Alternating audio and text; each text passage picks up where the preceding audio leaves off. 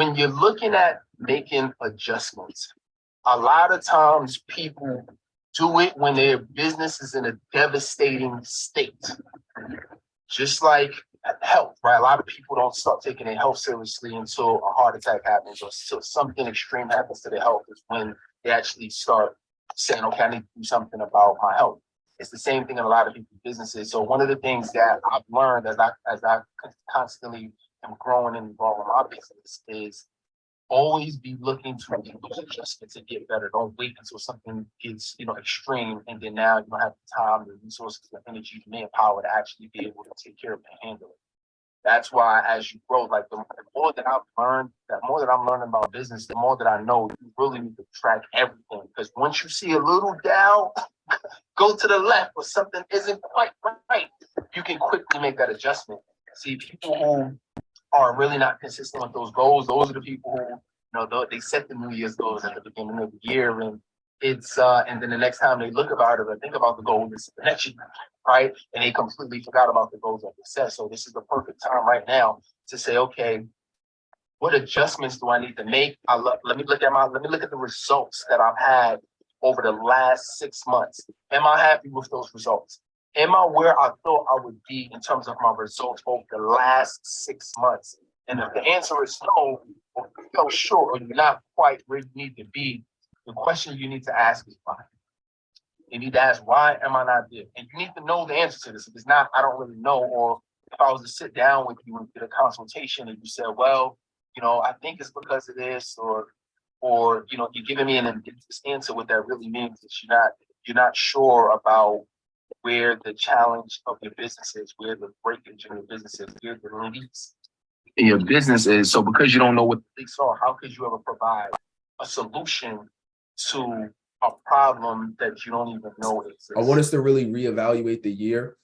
Throughout the years of me really doing this business and coaching and consulting, I mean, at this point, thousands of entrepreneurs, business owners, coaches, I realized that the reason, including myself, the reason we make so many mistakes over and over and over is because we never really take the time to reflect on what's been holding us back.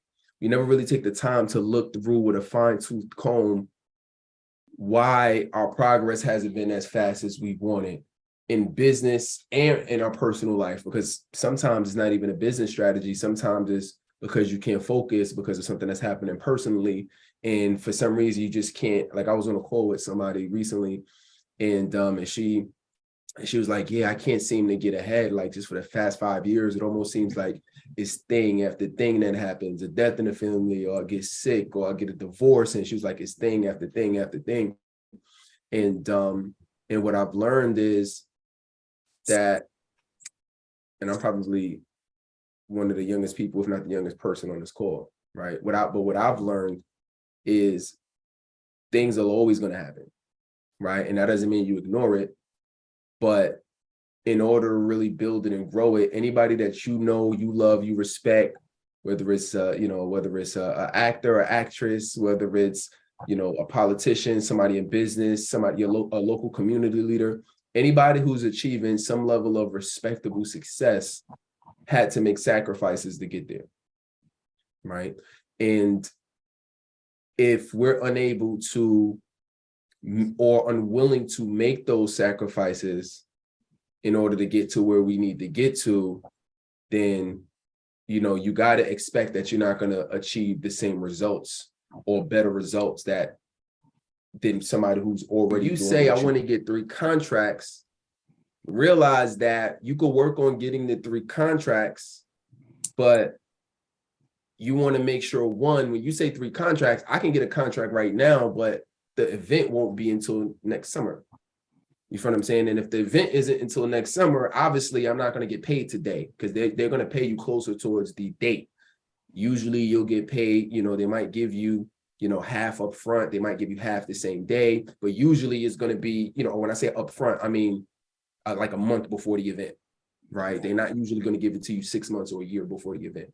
And then you're usually not going to, as you already know, because now that you've done the research, you get it, right? When you're doing engagements, unless it's like a local speaking engagement or a smaller engagement, it's not like you're going to call them today and they're going to tell you to come out in a week or 2 weeks. You know what I'm saying? Like it's usually a way longer period than that. And there's so much bureaucracy in schools and, depending on organizations you're speaking to, that it is going to be a long time. So, so one obviously is going to be patience, but two, that means you need to open up another stream of revenue that's going to allow you to make 50K. So why don't you make the 50K and let everything that comes in from the revenue from the schools, whenever that materializes, that'll just be icing on the cake, right? So you might get 3 contracts. Let's say if you get 3 $5,000 contracts. Well, check this out. Even if you got 3 contracts, you're still building up your name as a speaker. So it's likely you're not going to get $15,000, $20,000 contracts, right? Just be real, right? So, when you're starting off, and schools really don't have huge budgets, unless it's like a major school, unless it's like a super huge high school or a D1 school, and they bringing in like ET. You know what I'm saying? Like usually school budgets are anywhere maybe, up to like 5,000 to 10,000 if you're, maybe it's a little bit more if you're a huge name speaker, right? So that means that you would need to get more contracts, right? So you will want to focus on getting more contracts. I mean, it's kind of hard to say, but I know it would be more than 3, right? So if you saying, okay, I'm gonna charge, you might say, I'm gonna charge. If you really try to work and say, I'm gonna charge 5,000 per speech, that means just to hit your number, if all we did was speaking engagements, you would need 10. So one, this is for all of us, whatever number you want to reach, you got to know the math on it. You know what I'm saying? Like know the math of what it's going to take. If you want to get X, if you want to make $20,000 a month, there's different ways you can make $20,000 a month. You can get one client paying you 20 grand a month. If I'm saying, or you get one client and they pay you 20 grand, and literally one client got you your whole goal right there. Or 2 clients per month at 10 grand, or 20 clients paying you $1,000 a month. Y'all feel what I'm saying? Or 40 clients paying you $500 a month. Maybe you got a group program, and now that group program, you say, okay, if I have a program that I'm charging $500 a month for, if I can get 40 people into my program this year, I'll end this year at $20,000 a month. So then you make your goal to get 40 people. So then now, let's say if we go back to Beth, so now Beth might say, okay, I want to get 40 clients. I want to make 20 grand a month. So then now she says, okay, that is her objective every time she gets in front of an audience. Let me see if I can get 1 or 2 people here, because that's how it's going to happen. 1 or 2 people here. If you do a relaunch, or if you do like a holiday special, you might get 3 people here, 5 people here. And then at some point, you stay consistent. And then if at any point in time in your career, you're making 20,000 a month, you're basically at $250,000.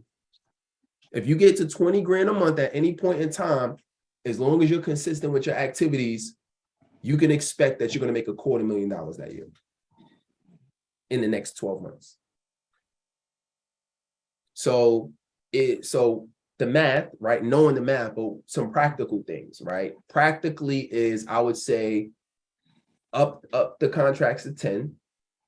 I would say, and then also focus on getting coaching clients, because that's going to supplement your income in the interim, right? Other than that, you're going to be broke the whole time, or you're not going to be generating revenue. So you need to, and this is what I tell everybody, if it's good enough for you to speak on it, it's great. It's even better for you to coach on it, because it's the same knowledge.